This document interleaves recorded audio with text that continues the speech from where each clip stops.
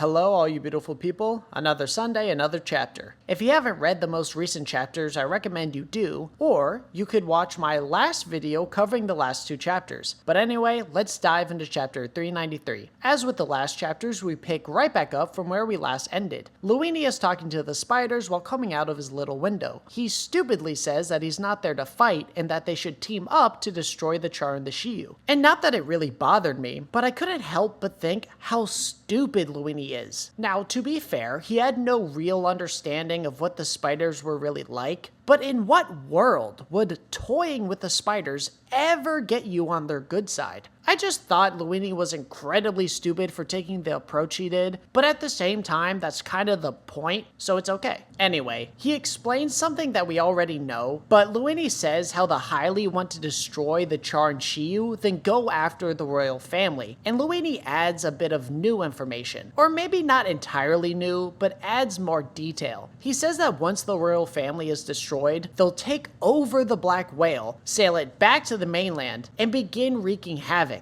to slowly destroy the world. Nobunaga then immediately lunges to stab Luini through his forehead with his sword, and continues to basically say what I said earlier, that if Luini didn't want to pick a fight with the spiders, toying with them was a stupid idea. Nobunaga then says that if Luini wants to destroy the world, then he'll destroy him. Now, I'd hope I'm not the only one, but the way specifically Nobunaga has been acting in recent chapters, but also thinks in Phaeton, seems not necessarily completely different, but more so that we're seeing them in a different light. I personally think that the only other representations of the spiders we've really had are they're an evil group of powerful criminals and they're a strong group of bandits. In other words, we've been shown that they're bad guys and we've been shown that they're strong and smart. When I say we see some of the spiders in a different light, this is kind of what I mean. Through their alliance with the Char, Nobunaga's group shared information and thoughts with them. They also cooperated patiently and calmly. Nobunaga also, more or less, saved the life of one of the Char members. And now Nobunaga killed Luini because Luini wanted to destroy the world. But also Luini was fucking with the spiders and they needed to kill him for the Char agreement. But my point is, rather than purely seeing the spiders as strong, smart, and evil, we see not that they're good, but they're a little more, I guess, morally gray than I feel most people first thought. Another small example is when Franklin's meal was interrupted for him to be questioned, yet there was no problem, only cooperation. Now, this does not go for all the spiders. Crawler and Machi definitely do not have this same type of, I guess, writing around them. They're still very much, if not more so, violent, smart, and evil or bad, however you want to say it. I think filled with bloodlust is a good description. But anyway, it's not that I think the spiders have been a pure force of evil up to this point, and it's not that the spiders have been acting like good guys. To me, it's more that the spiders are standing for something that I guess is slightly good. Let me explain a little further. Nobunaga holds the head of Luini and tells the Char that they'll crush the Hyli themselves, and Finks and Phaeton are on the same page. It's interesting to me because they decided this on their own, and as of this point, they were not influenced by some deal where they get Hisoka if they destroy the Hyli. Instead, it seems that because the Hyli's goal is to destroy the world, the spiders don't want that to happen, so they're intervening. Now, this makes sense because their goal, in simple terms, is to do what they want in search of often chaotic treasure and adventure. But they need a world to do that, so they don't want the world destroyed. But through that, in a way, they're stepping in to try to save the world. I personally think that's a new side of the spiders that isn't out of character, but we just haven't seen before. Now, I have not gone back to watch or read when the spiders were fighting the Chimera ants. However, to my memory, I don't recall the reason being because the Chimera ants were a threat. If my memory serves me correctly, which it often fails, but if I'm right, then they were either there looking for a good fight or treasure or something along those lines. I just do not remember the reason being because the Chimera ants were a threat or because they wanted to save the world. So all of this behavior is pretty new. I also think that in the past, the main reason people liked the troop were because they're strong and really cool. But now I find, at least myself, liking them because I too support their goals. I want them to find Hisoka, but mostly because it'll be a cool fight. But I'm also supporting them because I want them to stop the Hylie, considering they're the only ones who really can at the moment. And I support them because they haven't done anything to really hurt anyone that I would consider good. They're also just sticking to themselves. They've only gotten involved in situations where if they're stopping anyone, they're stopping someone that I think is very clearly a bad guy. And once again, this really only applies to Nobunaga, Finks, and Phaeton, but specifically Nobunaga. But I'll leave this tangent here and get back to the main story. Sudanke and the others return to the office, and before we move on from the spiders, Finks says to tell them everything they know about the Hylie. And then we get more of the gag where Sudanke really wants their autograph. He says that he swears he'll get their autograph and he'll beg the Char underboss to let him access the first floor shop. Once again, I'm hoping there's something going on involving the blimps, and not just that this gag will go on for a while. But we'll have to wait and see. We move on to a very large group of Hylie members. They're in the room that Luini had been operating out of. And Nobunaga only cut off Luini's head, or at least it looked that way. So I think when Luini was killed and his window shut, in the process of that happening, the window severed the lower half of his body, which I thought was pretty cool. There's a lot of talking here, but there's not too much to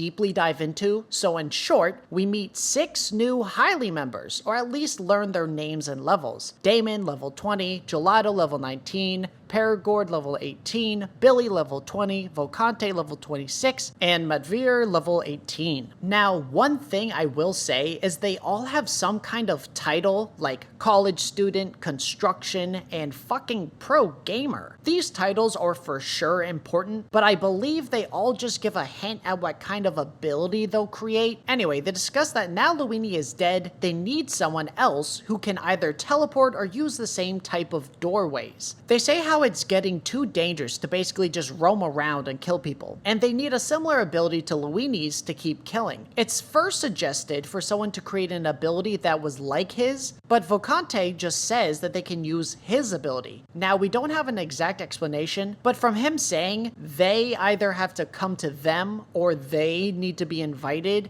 it seems that his ability isn't, I guess, as multi-purpose as Luini's was. And we will come back to what his ability might be later. After that, Tavaleris and Corole come back and they're basically like, yeah, who can make a gun? This guy Henry? Yeah, he's got pigeons and they're a serious problem. Then a fucking college student who I guess dropped out because he's insane says he's an emitter and will make a firearm ability. And Corole is basically like, that's cool, but your guns need to be able to take out the pigeons. I've decided that I will never, ever get over how much of a problem these fucking pigeons are. But then Tavaleris says how the plan will be to use Matver's ability to take out the pigeons and then take out Henry. They then go to Marina to basically ask her for advice. And maybe I'm alone in this, but I was surprised by how experienced Marina seems to be with Nen. It's not an expert level of knowledge, but way more than I was expecting. She explains how experience, technique, and aura reserves are the most important things when it comes to fighting a Nen. However, creativity can make a difference. She explains how if one shot isn't enough to kill something, you must create a scenario where you can fire more than once. She even suggests that someone creates an ability where essentially you just see how much health an opponent has. And then Gelato, the pro gamer, says that's something she'll focus her ability on once she manifests it. Now for the very few things I want to add on to what we learned from this interaction. The least important thing is that Tavaleris suggested someone just creates the same ability as Luini. Now to my knowledge, all Nen abilities are unique and different. However, if it's possible to just full-on copy someone, that would be really fascinating. However, I doubt that's actually possible. I'm willing to bet that the complete lack of understanding of Nen is why he even suggested it. We then have Gelato who says that she's probably a conjurer. So if she wants an ability to show some kind of health bar essentially, then I'd expect if she ends up manifesting missing an ability, then it'll be something like APR, a little nen creature that'll spawn, but hers will display a health bar of sorts. However, Gelato is asked if she wants to know what her nen type is, but she says she wants it to be a surprise. So it's possible she'll end up being a completely different nen type and therefore have a completely different nen ability. But as usual, we just gotta wait and see. We then move on to Zakuro, who, well, Hisoka knocked him out and threw him in the trash. And that's where Lynch finds him. Basically, Zakuro says that he and Hisoka were walking, Hisoka said he wanted to go watch a movie, and then knocked him out. Lynch says something that they both already know, but she says that it was definitely Hisoka, and they say that they need to tell Henry right away and where Hisoka is. And honestly, I'm really surprised that Hisoka just didn't kill either of them. Not that I think it's out of character, but I was thinking Hisoka was a lot more blinded by bloodlust. But instead of being blinded, it now appears that Hisoka is more just brewing his anger, letting it boil up until he can unleash it, which for the spiders, I think makes him way more dangerous. Also, Zakuro said that Hisoka is more dangerous than anyone they've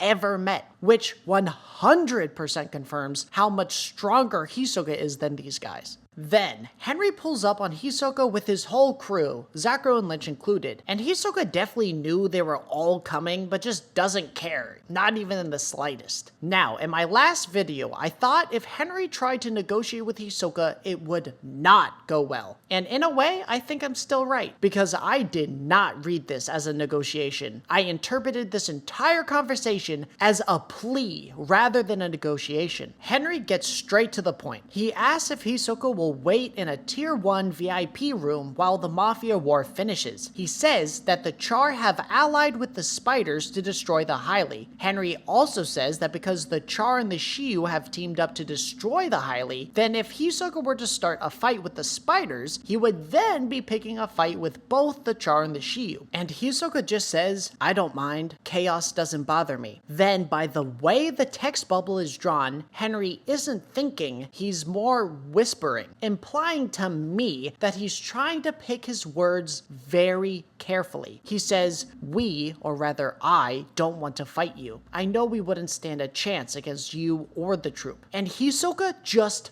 glances at Henry. And to me, it looked like Henry panicked while he looked at Hisoka. Like he was panicked, Hisoka was about to do something. And it's reactions like that, and Henry seeming to be very careful in what he says, and how scared he likely is of Hisoka, that makes me see this as a plea rather than a negotiation. Henry continues to explain that the crime families crave balance, so their only goal is to destroy the Hylie to maintain that balance. Henry asks if Hisoka can just wait until the spiders help wipe out the Hylie. And once again, this sounds like a plea to me. Henry says, we have no intention of interfering with your beef with the troop. We have no intention of getting in your way. I don't want to ruin the opportunity to see a showdown between the two greatest of our generation up close. Will you do that? And Hisoka just grins at him. And to me, this just adds more to how this is a plea, not a negotiation. Hisoka thinks it's cute or funny that Henry is so scared of him. He thinks it's cute that all Henry can do is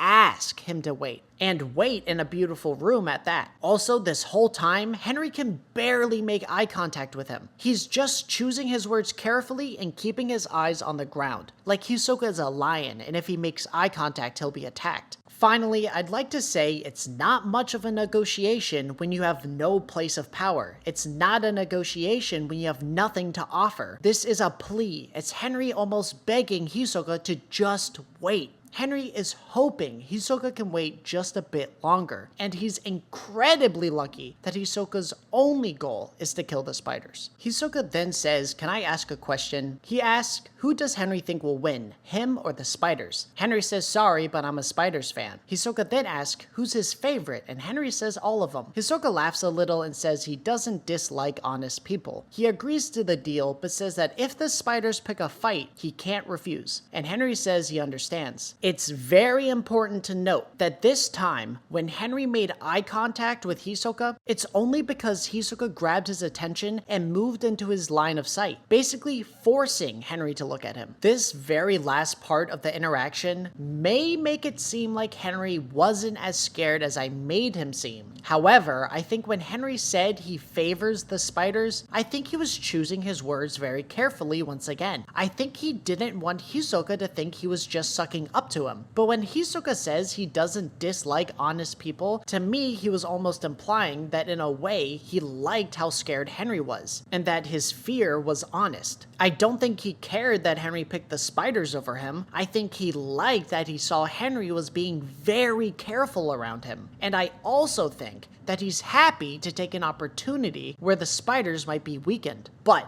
if you believe Henry was cool-headed and confident and had a successful negotiation, I have no intention on being in the comments trying to convince you that it was the way I see it. It's really just up to your interpretation, but that's how I saw this. We then move on to Kenny going back to the area where Henry was fighting Paduli, and he starts talking to the same soldier Henry made a deal with. The soldier says how he made a deal with Henry for the location of Marina, but he'll make the information an auction. But Kenny says that they both share the same goal, so he'll just match what Henry is paying, so they will all go to Marina's location together. Kenny also puts a 5 million bounty on any highly member the soldiers can find. The soldier says that once he takes them to Marina's location, they must wipe them all out, because he doesn't want to live in fear of retaliation. But Kenny has this disturbing grin and says, "Trust me, we'll get every last one of them." And this grin was a little spooky to me, because Kenny has always had the same blank stare. The soldier actually gets terrified and is basically like, "Please don't kill me. I've heard that whoever sees your grin dies." And all Kenny says is, "I know, it's not a nice rumor. Everyone dies eventually." Then to my surprise, we learn that there's actually a second lieutenant of the Shiyu, Connelly. He's brought the money Henry promised to the soldier, and he says that once the charm money arrives, they can all go to Marina's location. At some point the charm money came, because the next thing we see is the Char and the Shiyu going with the soldier to the room he talked about. He basically explains that all these rooms are the same, but in this one, there's likely a hidden door to a larger room. Henry says for the soldier to go in first, because whoever's in there likely won't attack military. He also says to make sure that the soldier's safety is off. I found it a little funny because the way I read it, it was like, yeah, so make sure your safety is off so you can just spray and pray if something happens. Anyway, the soldier knocks on the door and an older man opens it and immediately says, "No, please don't shoot." The soldier tells the man to back up, sit on the bed with his hands up. Then it's hard to say exactly when he vanishes, but when Kenny says, "Okay, let's go," to Henry, and once they enter the room, they see the soldier is just gone. Henry says, "Where's Corporal Mizon?" And the man seems like he's nervously trying to come up with a lie and says maybe he's in the bathroom. But he also says,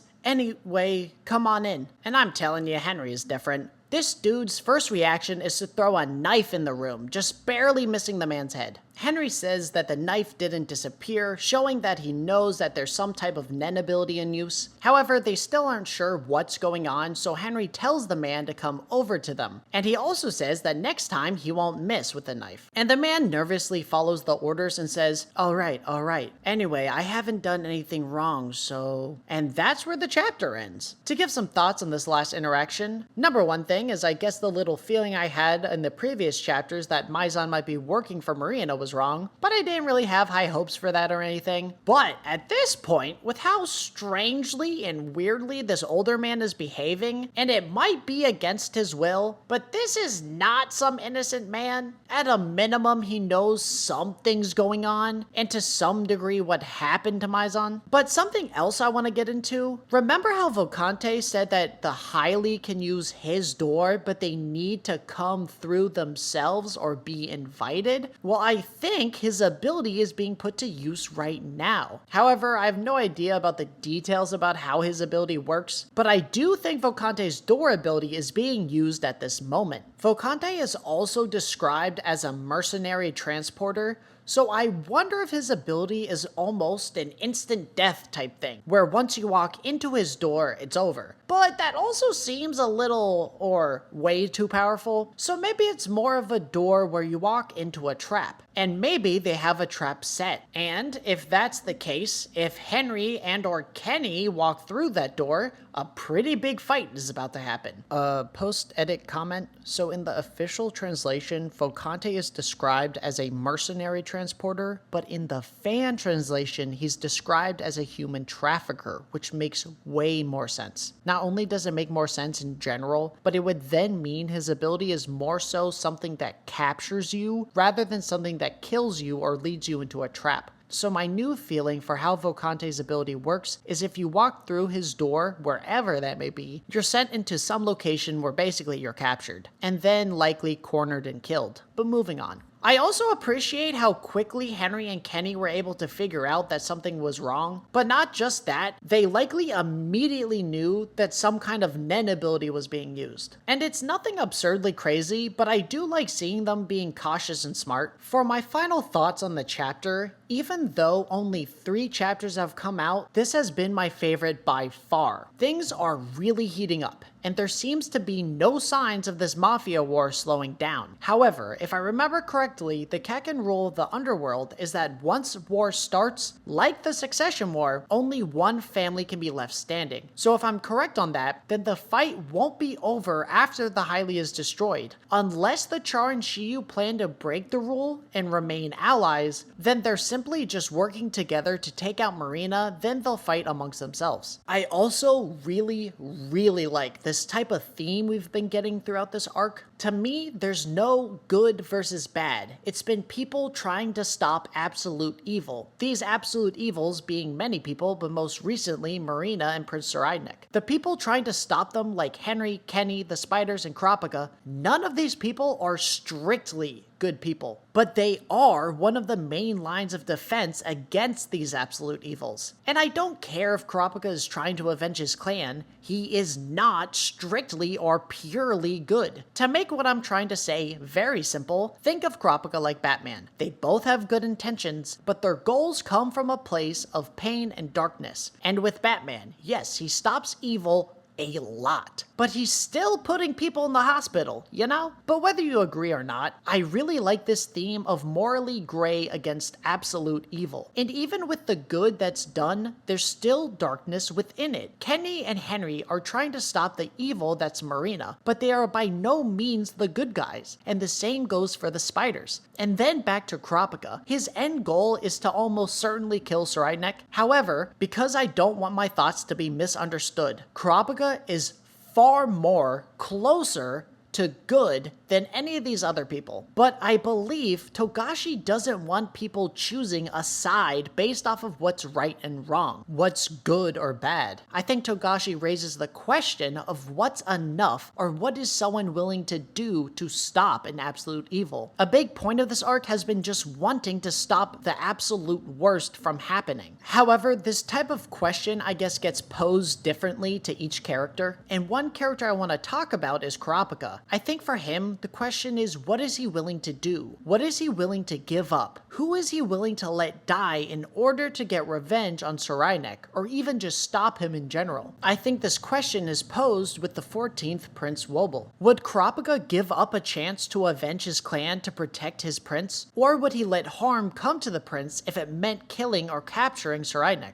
It's a lot deeper and way more complicated than that, but it's something I wanted to dive into quickly. Other than that, I'm loving what we've been getting. It still seems that Togashi is focused on this mafia war, and my gut is telling me that this will continue until at least Marina is dealt with, however that may be, or until the mafia war storyline crosses over with another one, like it has with the Spiders and Hisoka. I have high hopes for upcoming chapters. And I am working on other videos, so don't worry, I'm not only doing chapter reviews. But anyway, as always, feel free to leave your thoughts in the comments.